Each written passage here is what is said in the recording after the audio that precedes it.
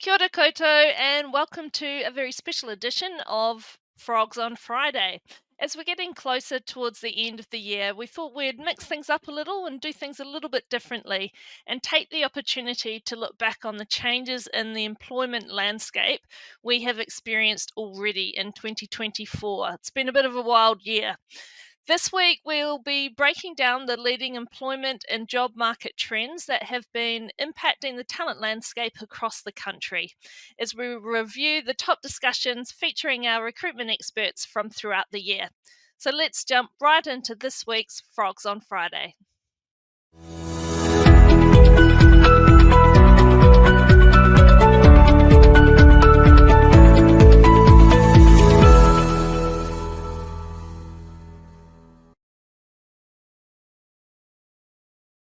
So thrilled to be joined by Mark Smith, who's Group Managing Director for the People-to-People Recruitment Group, which of course includes Frog Recruitment as well. But he's joining us in a slightly different capacity and is obviously joining us from Wellington today. So let us into what's going on, Mark. First thing I'm going to say, Shannon, is that it's not a midlife crisis. It's not a midlife crisis. But I've taken on a different role, and I'm probably bucking the trend here a little bit in that there's a lot of Kiwis moving to Australia at the moment. I think the last number I saw and some of the stats that you've shared on Frogs on Friday is something like 600,000 Kiwis are currently working in Australia at the moment, nearly 11% of what the workforce is here in New Zealand. But I'm bucking the trend, and I've moved to Wellington. So I'm still chair of the businesses in Australia, but I'm principal consultant here now in Wellington on the tools and recruiting. And I've been here now for just under, I think, a month. And it's a very interesting marketplace. Yeah, excellent. Yeah, definitely great to get one back with the steady flow of Kiwis going the other way. So it is really nice to get some of the Aussies coming to join us. She's been a temptress for me. She's tempting me with it's got great weather that's out there, and I haven't really experienced anything, but everybody tells me September is going to be diabolical. So we'll see what happens. But right now, it's a beautiful place. Weather's great. Enjoying the crisp winter mornings. There's a whole other conversation that's probably not for today about grabbing a coffee on Lambton Quay and which one I should actually get to. Swimsuit apparently is where I'm meant to go. Haven't had one there yet, but anyway, we digress. Sorry, Shannon. Oh, so unlike you, Mark. But yeah, I'm sure you'll get lots of suggestions for coffee or where. I was about to say people telling you where to go, but we can't say that to our guests, can we? So just about a month in, and obviously, you know, on recent weeks, months, you know, we've been talking about the impact of the market, particularly in Wellington, and the pressure caused by the public sector cuts, particularly.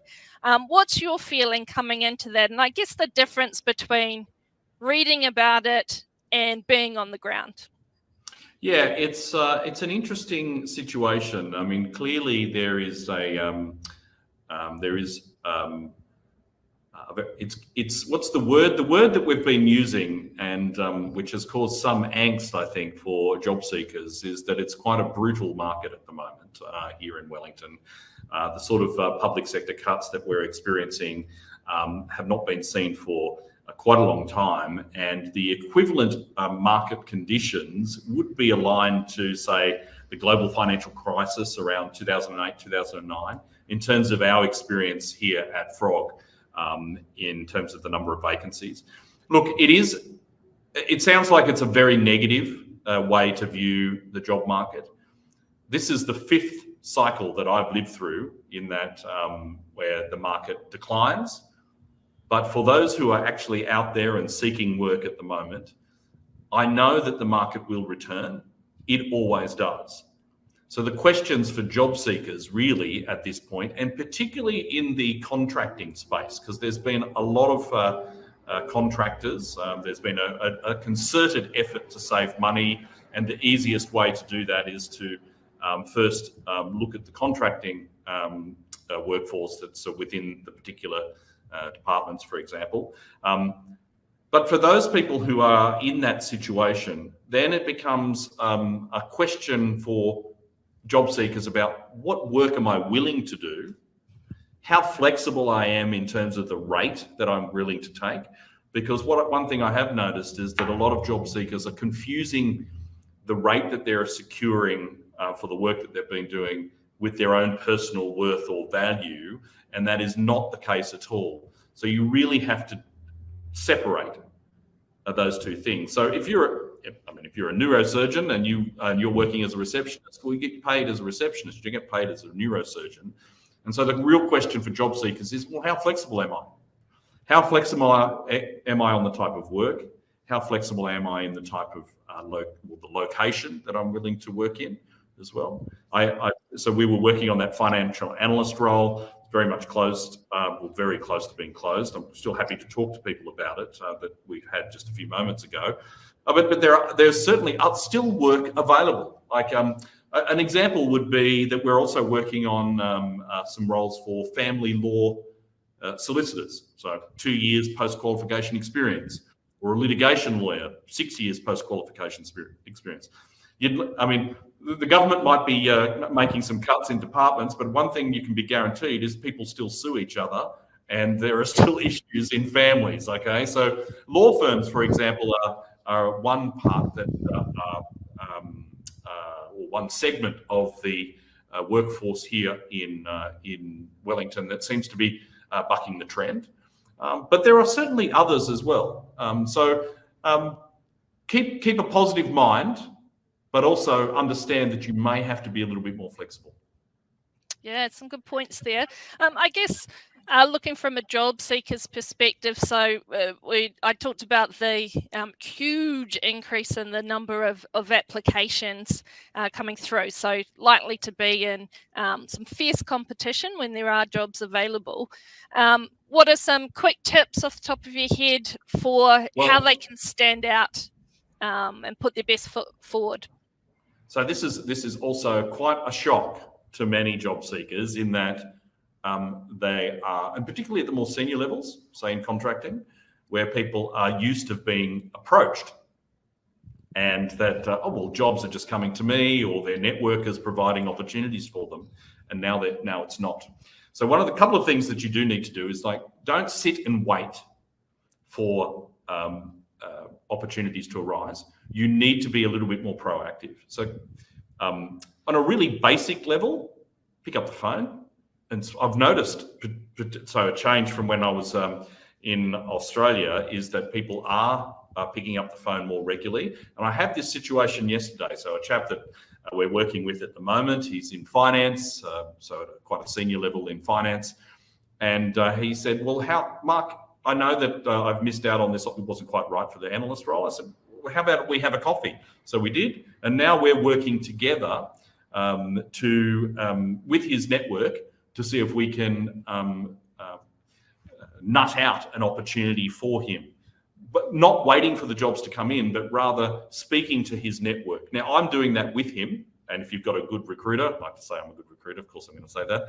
But if you're working with a good recruiter, then they can possibly reach out to your network or to reach out to their network to secure opportunities. Or do it yourself.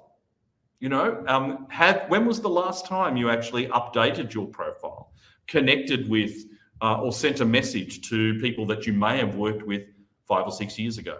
So exploiting your current network and being proactive by going a little bit old school and picking up the phone and actually talking to people or getting in front of them personally will make a big difference. Sounds really basic, but it can make that difference. Like the candidate I saw yesterday. So I'm working with him specifically. I've got an hour with him this afternoon, and then hopefully we'll be able to find or exploit his network to seek out an opportunity for him early next week. So it's don't wait, take action is, I suppose, the one tip that I would give.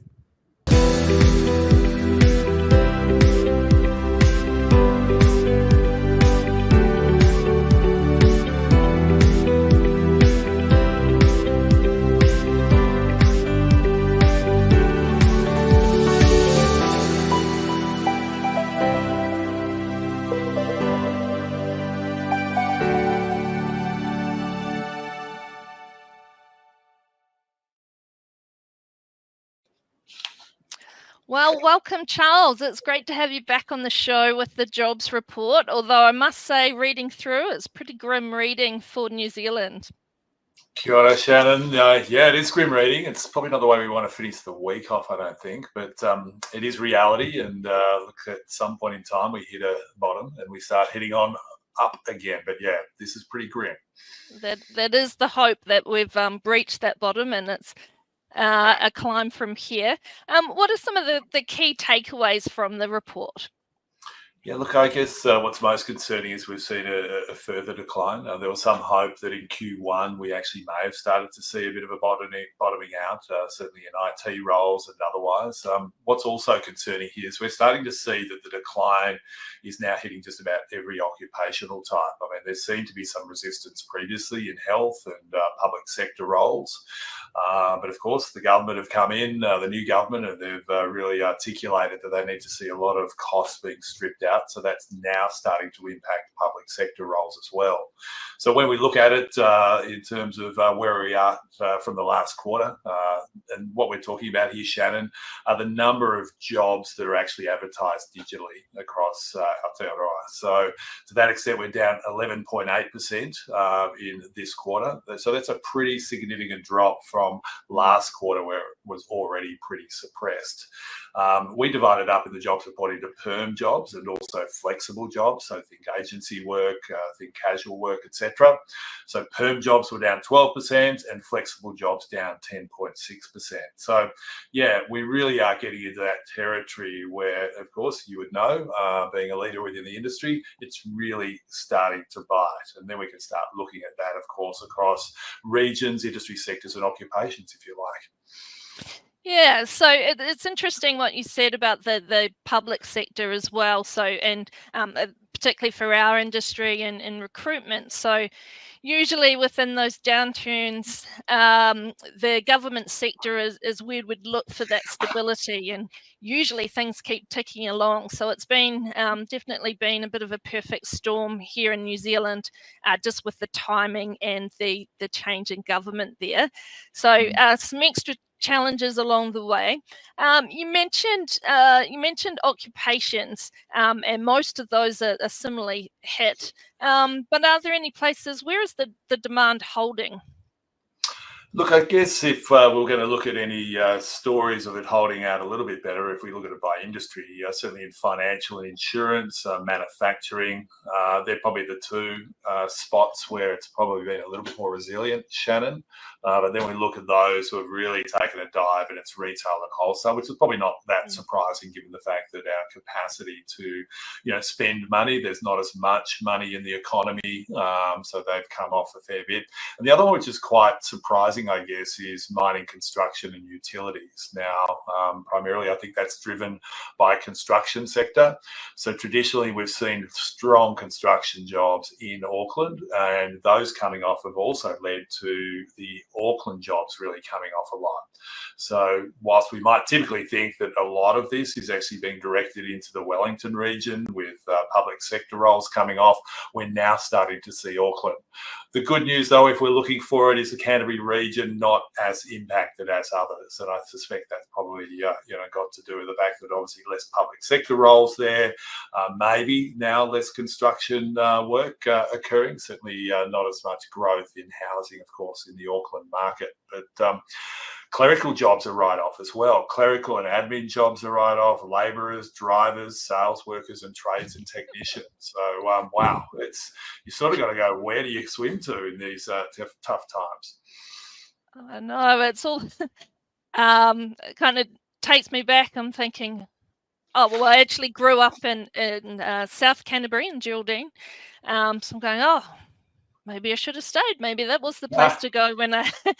Why did I choose Auckland after coming back home from Sydney? But it's all swings and roundabouts, and I think hopefully, as you say, that it has bottomed out, and we'll start to see those increases as we go along. It's sort of interesting as well, I guess, Shannon, is we've seen a really big drop in professional and management roles as well. So typically we probably think that a lot of this hits those, labouring roles and semi-skilled roles, but we're really seeing start to bite in professional and management as well. Definitely. And I think, interestingly, from the report as well, obviously the cuts across the public sector have been very highly publicised, as well as the media industry as well. But for your average small to medium business, you're not going to put out a press release about that, but it's definitely still happening. No.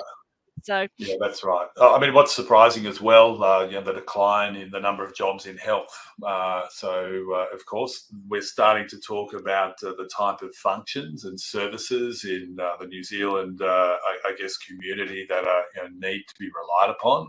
A contraction, and again, we're experiencing this here in Australia as well. A lot of our health services are starting to have to make really tough decisions about contracting.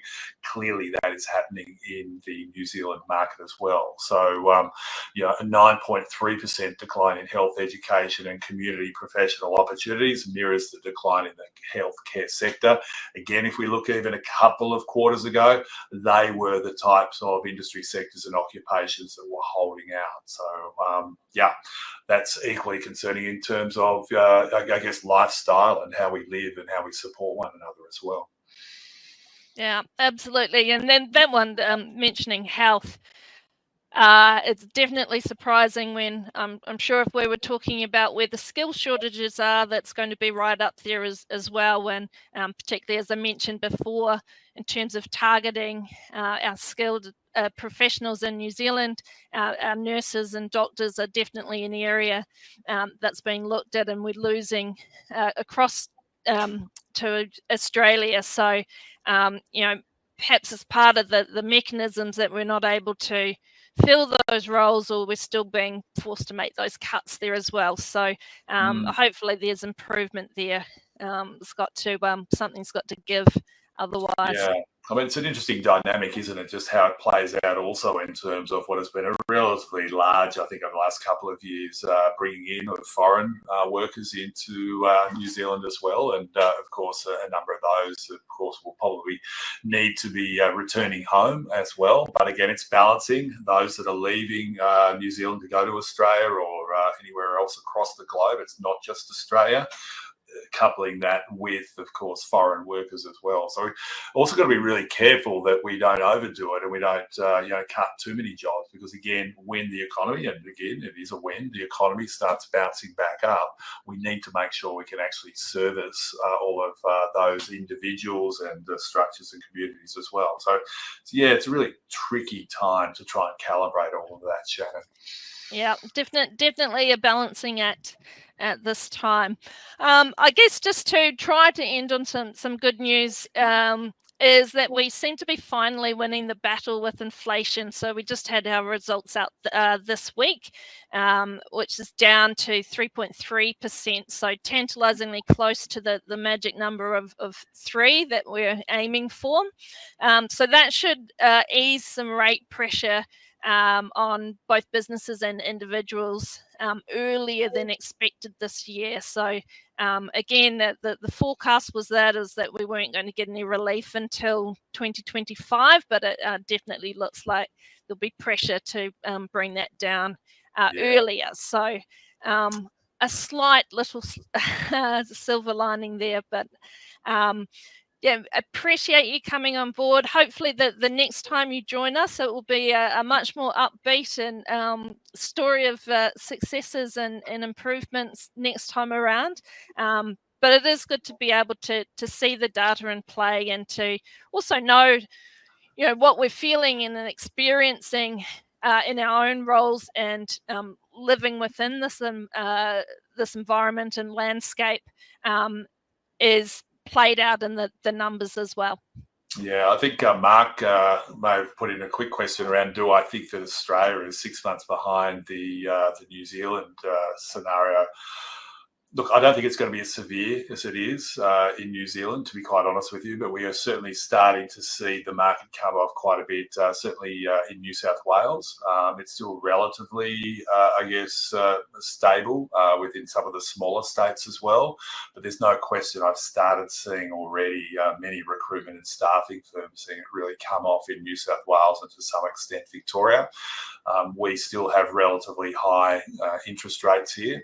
What does that mean? Does it mean that some talent might return to Aotearoa sometime over the next 6 to 12 months? I hope so. I think some might see that maybe if we can see the New Zealand economy turn on the back of some of those interest rate changes, Shannon, it might see people be attracted to return back to New Zealand. But yeah, my general theory is that I don't think we'll go down as low. I think you guys get more impacted. The severity is greater in New Zealand, and we have that protection of the general market in terms of resources and mining as well. But that's just my prediction. Well, we'll have to see how it pans out. I definitely hope it's not as bad for our friends over the other side of the ditch, and that we are on the up here as well.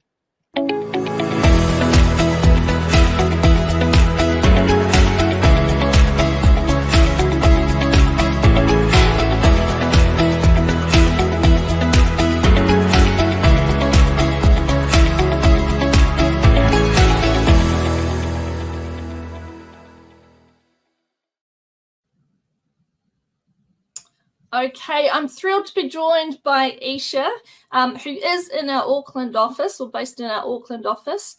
And we're lucky enough that she's actually working for our Australian team in People to People, but we haven't lost her altogether, so we still get her here in Auckland. Thanks for joining us, Esha.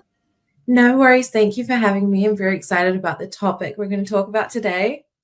Yes, so from Recruitment, we've just released our latest HR mashup. So we have a bi-quarterly HR workforce and leadership report that really breaks down and identifies some key trends and insights that impact both the talent and hiring landscape across New Zealand.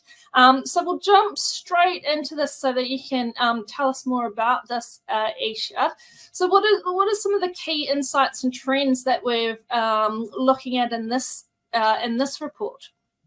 So I think in the HR mashup this time, we cover the top 10 trends that hiring managers reported that impact their business the most. A few of the main ones we've picked out to share with you today. The first one is implementing workplace sustainable practices. So I think we've all seen this all across the media and everything, but in 2024, the push for sustainability has intensified due to rising consumer demand for green initiatives and the need to address climate change, which is quite a big issue that we're all facing at the moment. So, the workplace is seeing that integrating eco-friendly strategies into daily operations, whether that's reducing waste or conserving energy, that's become an essential thing for companies to look at because they are starting to now face greater environmental scrutiny as well. Another topic that's coming up is challenges behind prolonged job searches. So it's taking longer for hiring managers to find the talent they need. And this sort of stems from skill mismatches, increased competition, and evolving industry demands. In 2024, we found that this issue has become more prominent and the job market is evolving, which sort of adds to that and highlights the need for a bit of job matching and enhanced career support. And the third one that we're finding that's at that top level is the generational gap. So I know we've all heard it before. Shannon and I have talked about it before as well, but the remote work versus office setup. So the generational gap in that work preference shows that younger workers. I thought you were going to talk about emojis, Esha. Yeah, exactly. We won't even get. How you've been educating me on the subtle differences and meanings of things. Exactly. So another add into that is that working from home and working versus at the office type of debate that's gone on, and then management has to look into it and say, how do I bring this together that all parties are happy? Yeah, you definitely can't have a one size fits all approach these days at all. I think going back to the first topic there on sustainability, so we've seen when working with our job seekers how important those kind of bigger issues or kind of overall environment gets taken into account when they're looking at whether they're going to stay with their employer or if they are looking to make a move. Whereas we didn't factor so much, say, going back even kind of 5-10 years or so. So yeah, it's interesting to see. And you've got to do more than just, you know, write a policy or put it on the website. You'll definitely get called out for greenwashing if the practices don't actually match up for that. Yeah, and I think that's where, sorry to cut you off, it does become difficult as that rollout, because change is hard for a lot of people. You know, they're very comfortable in how they've maybe operated or what they've done before. So that change piece and how to manage that, I think, mitigates a lot of that risk. Yeah, on a much smaller scale. So, you know, the challenges that I have getting people to put the right stuff in the right bins in the kitchen. Yeah, that's just a tiny little snippet of the difficulties. Yeah, there's a few challenges ahead. Okay, so we do bring out this report twice a year. So what have been some of the main differences and the findings of this report versus the beginning of the year? Because as you said, things are changing pretty rapidly. I think given what we've all seen with the changes of government and what that's meant for the public sector, the private sector, and everything that's come out, sort of managing that, what we thought was going to happen maybe earlier in the year maybe hasn't. So now we've got more insights on how to manage the current situation, like specifically the last 2 to 3 months of what are the trends we're seeing here, what are we sort of forecasting for the few months to come. So I think it's definitely a really good read, even if you've got our annual market report and this, and you know, compare the both to see the trends there. You'll see the huge difference that I wouldn't say we were expecting the level of difference we've seen. Yeah, absolutely. I think even if you look at just priorities, so for job seekers or employees, what was important to them at the start of the year might have shifted down priorities just in light of the economic circumstances. So yeah, some big changes there. Now, for hiring managers or employers that are interested in getting their own copy of this report or the P2P post, how can they go about that? Yeah, so the best way and the way we love the most is get in touch with us. We love talking to people. We love networking. So you can contact any of the consultants in the Auckland and Wellington branches in New Zealand. If you're based overseas, then we've got international branches as well. Otherwise, there is forms on our website you can fill out mentioning that you're interested in a copy, and we'll get in touch and we'll get that sent across to you.